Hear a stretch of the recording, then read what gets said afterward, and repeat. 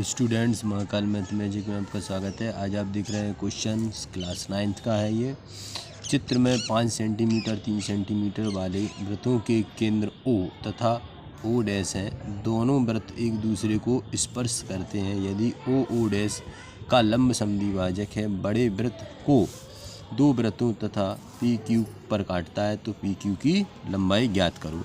तो इस क्वेश्चन में सबसे पहले हम क्या करेंगे, सबसे पहले देखते हैं कि ये बड़ा वृत्त है, ये बड़ा वृत्त है। बड़े वृत्त की त्रिज्या कितनी दी है? 5। तो ये अगर यहाँ से यहाँ तक देखें तो ये इसकी लंबाई कितनी हो गई है? 5। अब हमें मालूम है, देखो ये जो है यहाँ से यहाँ तक अगर हम मान लें तो यहाँ से यहाँ तक कितनी हो जाएगी? 5।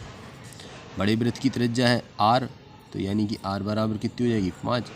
और यहाँ से यहाँ तक छोटा वृत्त है, इसकी जो हो जाएगी कितनी है त्रिज्या?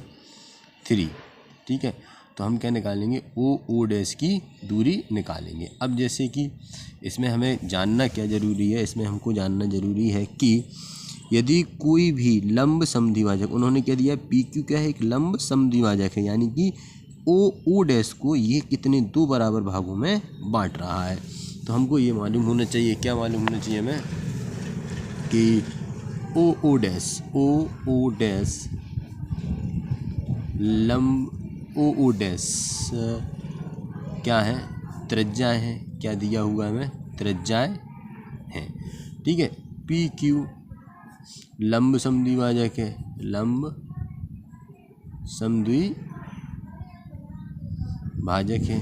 ठीक है, अच्छा लंब समद्विभाजक है तो हमें क्या मालूम होना चाहिए? OM बराबर क्या हो जाएगा? MO dash. ये दोनों बराबर होना चाहिए। ठीक है, तो अगर हम O डैश क्या O डैश निकालें, हम O डैश क्या आ जाएगी हमारी? Capital R minus small r।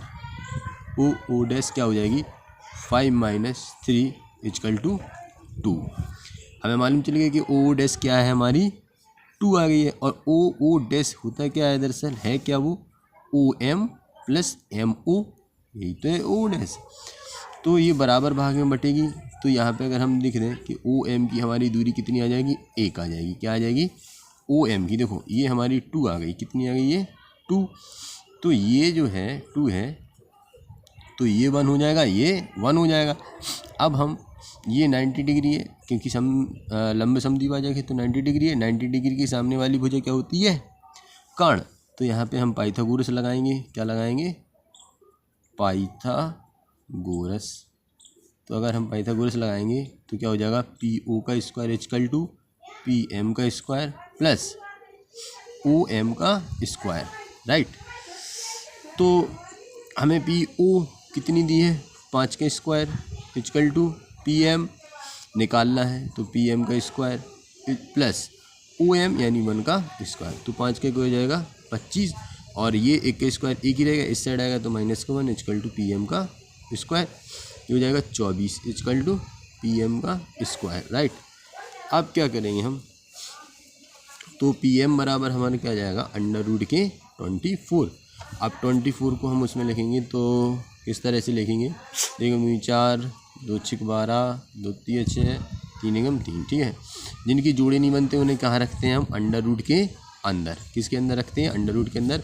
और जो जोड़े बन गए तो एक बाहर लिख लेते हैं। तो PM की जो हमारी लंबाई हमें मिल गई है 2√6। क्या मिल गई है? 2√6। अब हम क्या करेंगे? हमको चाहिए PQ, तो PQ क्या हो जाएगा? 2 इंटू PM। तो ये क्या हो जाएगी? 2 इंटू 2√6, यानी 2 दूनी 4√6। तो PQ की जो लंबाई हमारी आ गई है 4√6। आई होप आपको ये समझ में आया होगा। Okay, thank you.